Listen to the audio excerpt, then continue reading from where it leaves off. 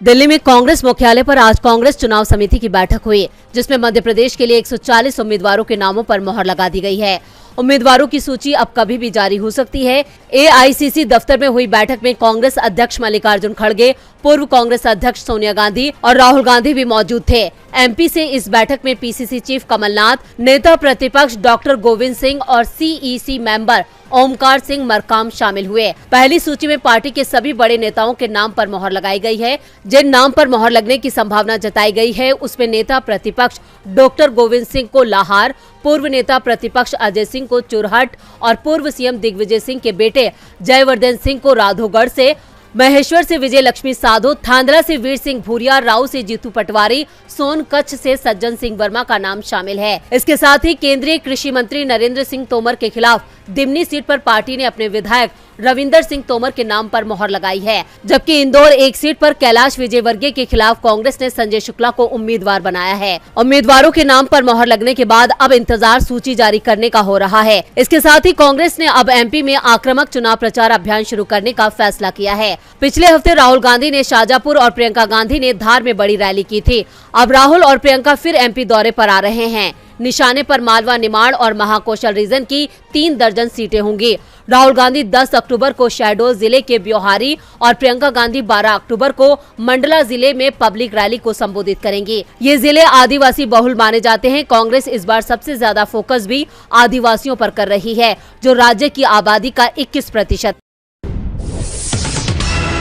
MP BJP में बगावत के संकेत अब खुलकर सामने आने लगे हैं।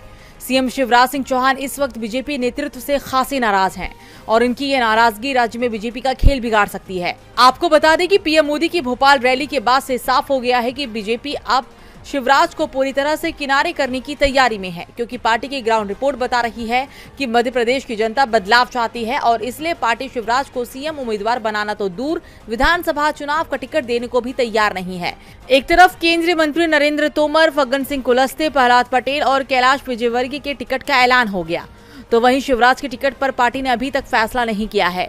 संकेत तो यहां पर साफ मिल रहे हैं कि शिवराज को टिकट नहीं मिलेगा और इन खबरों के बाद से ही शिवराज के तेवर सख्त दिखाई दे रही हैं। उन्होंने एक बार फिर जनता के बीच जाकर इमोशनल कार्ड खेला है।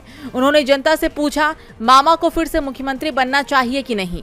जनता के बीच जाकर शिवराज जिस तरह से खुद को सीएम उम्मीदवार के रूप में पेश कर रही हैं, उससे संकेत ये जा रहा है कि शिवराज पीएम मोदी के खिलाफ अब बगावत का मोर्चा खोल चुकी हैं। मध्य प्रदेश विधानसभा चुनाव में ज्यादा समय नहीं बचा है और इसी बीच विपक्षी पार्टी कांग्रेस लगातार बीजेपी पर हमलावर है। मध्य प्रदेश के पूर्व मुख्यमंत्री और पीसीसी चीफ कमलनाथ ने मुख्यमंत्री शिवराज सिंह चौहान पर निशाना साधते हुए ये दावा किया कि मध्य प्रदेश में बीजेपी में हताश चरम पर है। पीएम मोदी पर अब दबाव बनाने के लिए शिवराज सिंह चौहान अब जनता को जरिया बना रहे हैं और लगातार सवाल कर रही हैं कि उन्हें अगला सीएम बनना चाहिए या नहीं।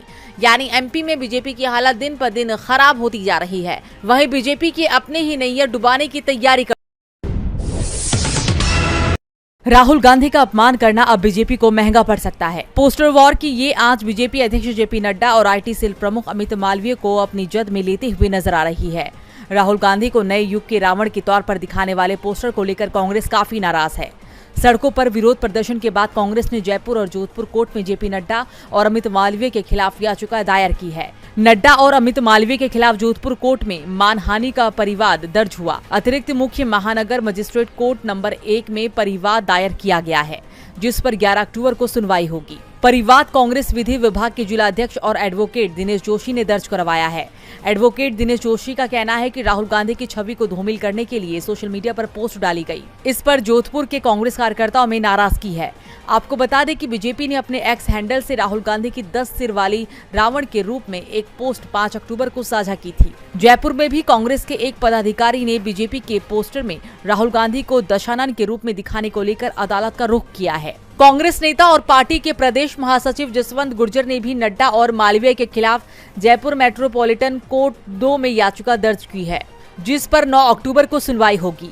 गुर्जर ने अपनी याचिका में अदालत से बीजेपी के दोनों नेताओं के खिलाफ भारतीय दंड संहिता आईपीसी की धारा 499 और 500 मानहानि और 504 जानबूझकर अपमान के तहत मामला दर्ज करने की गुहार लगाई है। याचिका में दावा किया गया है कि आरोपियों ने 5 अक्टूबर को जानबूझकर गलत इरादे से पोस्टर जारी किया था और उनका उद्देश्य कांग्रेस और उससे जुड़े लोगों की प्रतिष्ठा को धूमिल करना, साथ ही राजनीतिक लाभ हासिल करना था। अब देखना होगा कि दोनों अदालत में सुनवाई के दौरान कोर्ट का क्या रुख रहता है।